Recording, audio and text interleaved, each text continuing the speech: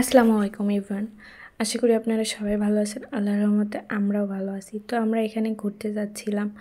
আসলে যাচ্ছিলাম বাজারে, তাও আবার প্রথমবার। তো ঘুরতে ঘুরতে অবভিয়াসলি ফুচকা তো খেতে হবেই।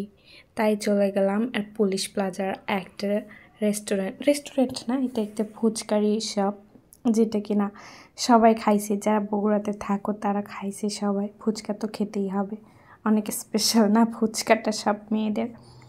তো এইদিকে রেজা খাবে এই যে টিক্কা না কি বলে টিক্কা।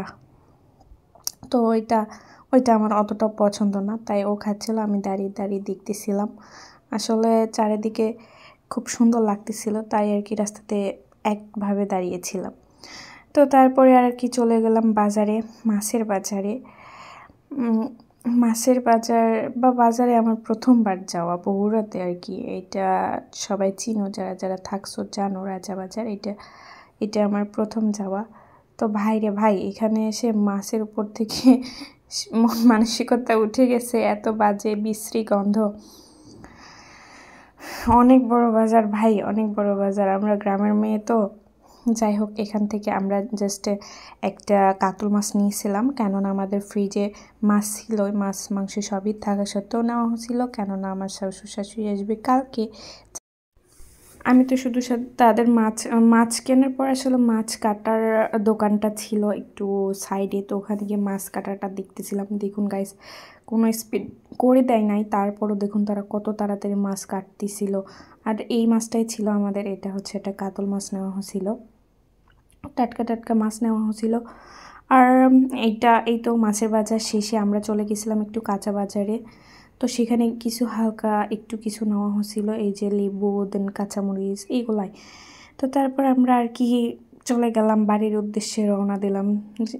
বাড়ির উদ্দেশ্যে রওনা দিতেই দেখলাম যে দুই সাইডে ল্যাম্পপোস্টগুলো হচ্ছে যে সুন্দর লাগতেছে, তাই ভাবলাম একটু ভিডিও করি। বাট বিশ্বাস করেন, এত সাইড দিয়ে গাড়ি যাচ্ছিল, যার কারণে ল্যাম্পপোস্ট তো দূরের কথা, কোনো আলোই ওঠে নাই আমার ফোনে।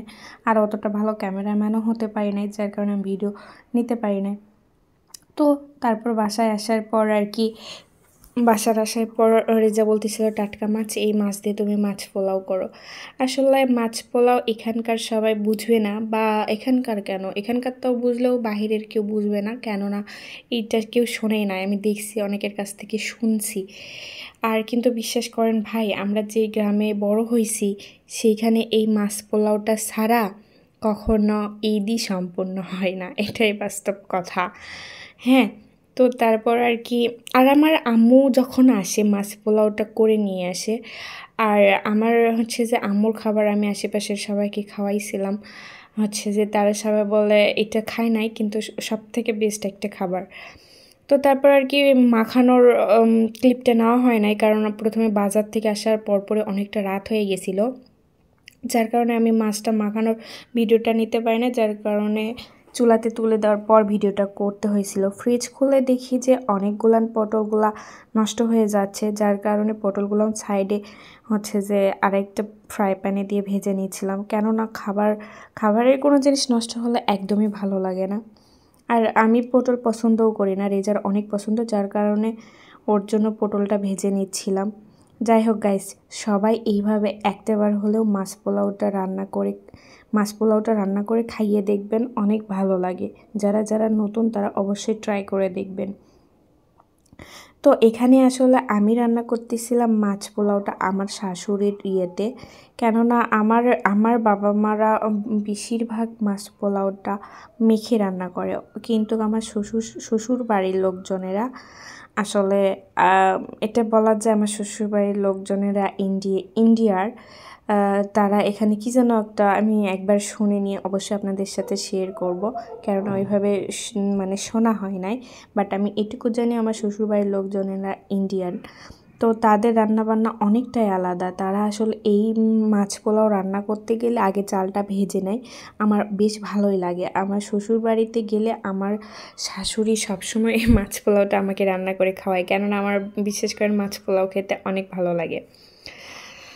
তারপর আমার শাশুড়ির টেকনিকে মাছ পোলাওটা রান্না করতেছিলাম, আর আমি রান্না করতেছিলাম আর ভাবতেছিলাম যে আমার শাশুড়ি থাকলে আমার হাতে মাছ পোলাওটা খাওয়াতাম, বাট নাই, একসাথে নেই। যাই হোক, খুব মিস করতেছিলাম সবাইকে, আমার আব্বু আম্মুকে, আমার শ্বশুর শাশুড়িকে। আমার আব্বু আম্মু যতবারই এসে রান্না করে নিয়ে আসে, কেননা রেজার অতটা যাওয়া হয় না, বেশিরভাগ রান্না করে নিয়ে আসে, ওকে খাওয়াই। আসলে ভালো কিছু রান্না করলে আমার বাবা মার যেরকম আমাদের জন্য মন খারাপ হয়, ঠিক তেমনই আমাদেরও হয়। মা বাবারা মনে করে আমাদের হয় না, আমরা ছোট মানুষ দেখি, কিন্তু তা না, মা বাবার কথা অবশ্যই মনে হয়। বিশেষ করে মাছ পোলা সবার কাছে স্পেশাল, না হলেও আমাদের কাছে স্পেশাল। আমরা যে মাছে ভাতে বাঙালি ভাই, এই কারণেই আর কি ভালো লাগে। তো যাই হোক, আপনাদের সাথে গল্প করতে করতে এই তো আমার পটল ভাজাটাও শেষ। আসলে বাবা মাকে অনেক মিস করে একটা মেয়ে, বিয়ে হওয়ার পর। বিয়ে না হলে বুঝতে পারতাম না আগে কত রাগারাগি করতাম, বাট এখন দেখুন বাজার থেকে এসে রান্না করতে বসে গেছি।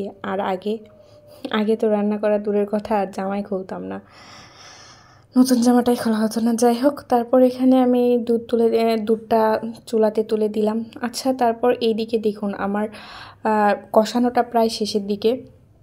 কষানো হয়ে গেলে এটা তুলে রাখলাম। দেন আমি প্রথমেই বললাম যে আমি আমার শাশুড়ির টেকনিকে আমি রান্নাটা করতেছিলাম, যার কারণে আগে আমার শাশুড়ি এইভাবেই রান্না করে। আগে হচ্ছে যে পেঁয়াজগুলা ফ্রাই প্যানে দিয়ে হালকা একটু লাল লাল করে ভেজে নিয়ে তার ভিতরে চালটা দিয়ে, পোলাওয়ের চাল, অবভিয়াসলি পোলাওয়ের চালটা দিয়ে হচ্ছে যে রান্নাটা করে। বাট আমার শাশুড়ি এখানে আরেকটা জিনিস ব্যবহার করে, সেটা হচ্ছে তেজপাতা। বাট আমার বাসায় যে তেজপাতাটা ছিল না, এটা আমি জানি না, বাজার থেকে ঘুরে এসেছি, বাট একটু মনে নাই। যাই হোক, আমার হাতে যেটা ছিল আমি সেটা দিয়ে কাজটা চালিয়ে নিচ্ছিলাম। আল্লাহর রহমতে ভালোই হয়েছিল, পোলাওটা বেশ খারাপ হয় নাই। আমি ভয়েস ওভার দিতে দিতে আমার পোলাওয়ের কথাটা মনে পড়ে যাচ্ছিল। আসলে এটা কালকের ভিডিওটা। তো যাই হোক, এইখানে আমি ভালোভাবে পেঁয়াজটা একটু করে নিচ্ছিলাম, একটু হচ্ছে যে লাল লাল করে ভেজে নিয়েছিলাম। তার ভিতরে আমি আমার দিয়ে দিলাম পোলাওয়ের চালগুলা। তো তারপরে এই যে এইভাবে আপনারা ভেজে নেবেন, দেখবেন অনেক ভালো লাগে খেতে। আমার আম্মুদের বাসায় এভাবে রান্না করে না, একবারে ভাতটা রান্না করে নিয়ে তারপর হচ্ছে যে ওই কষানো হচ্ছে যে মাছটা দিয়ে মাখায়, ওইটাও অনেক টেস্টি হয় গাইস। দুইটাই অনেক টেস্টি, আপনারা যেমনভাবে সুবিধা হয় আপনারা তেমনভাবে ট্রাই করবেন, দেখবেন অনেকটাই ভালো লাগে খেতে। তো এইভাবে ভেজে নিয়ে আপনারা এখানে ফ্রাই প্যানেও করতে পারেন বা চুলাতেও করতে পারেন, কিন্তু আমি আসলে রান্নাটা করি রাইস কুকারে। আমার ভাত, পোলাও আর বিরিয়ানি যেইটা হোক না কেন, আমার রাইস কুকারে করতেই বেশি ভালো লাগে। কেননা আমি একদম প্রথমে তো বললাম আমি নতুন রাঁধুনি, যার কারণে আমার খুব প্রবলেম হয়, তাই আমি রাইস কুকারে তুলে দিয়েছিলাম। তো এখানে আমি রান্না করতে করতে রেজার সাথে এসে মজা করতেছিলাম যে তোমাকে কি ক্ষুধা লাগছে। আসলে বাজার থেকে এসেই অনেক রাত হয়ে গেছিলো, যার কারণে আর কি ওকে অনেক ক্ষুধা লাগছিল, তাড়াহুড়ো করে আমি রান্না করতেছিলাম। তো ফাইনালি আমার রান্নাটা কমপ্লিট, তার সাথে আমি জাস্ট একটু সালাদ করছিলাম। তো সবাই এখানে ভালো থাকবেন, আল্লাহ হাফেজ।